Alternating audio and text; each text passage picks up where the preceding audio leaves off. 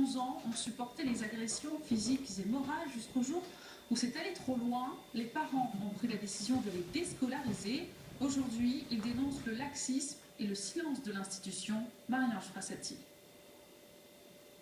C'est désormais à la maison, chez eux, que Kylian et Océane étudient. Des cours par correspondance, supervisés par leur maman.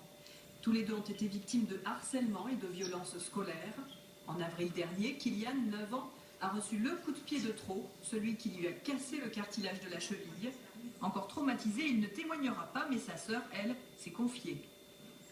Ça nous a fait du mal, ça nous a blessés, on a vécu des choses moralement pour moi. Qu'est-ce qu'on te disait? Tu peux aller dans un asile de fous ou des choses méchantes.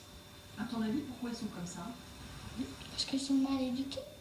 Pour les parents, l'éducation nationale est également responsable. Ils la jugent trop laxiste et de mauvaise foi en cas de problème.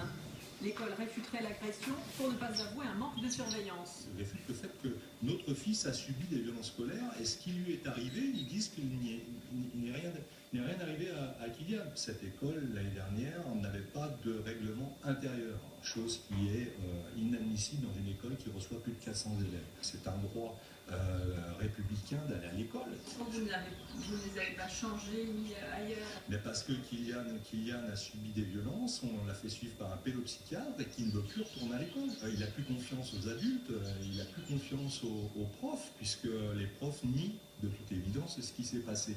Moi, j'appelle surtout les gens qui subissent des violences scolaires, quelles qu'elles soient, qui se fassent connaître, qui disent au moins les choses, parce que sinon, ça continuera jusqu'à ce qu'il y ait l'irréparable.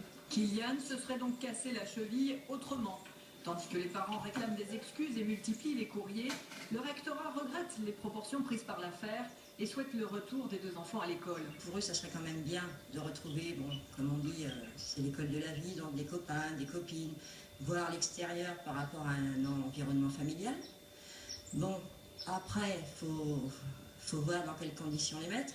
Ce qu'il faudrait, c'est que bon, les personnes concernées réagissent. Il y a de la violence scolaire dans l'école. Maintenant, il faut arrêter l'omerta et vraiment dire ce qui s'y passe.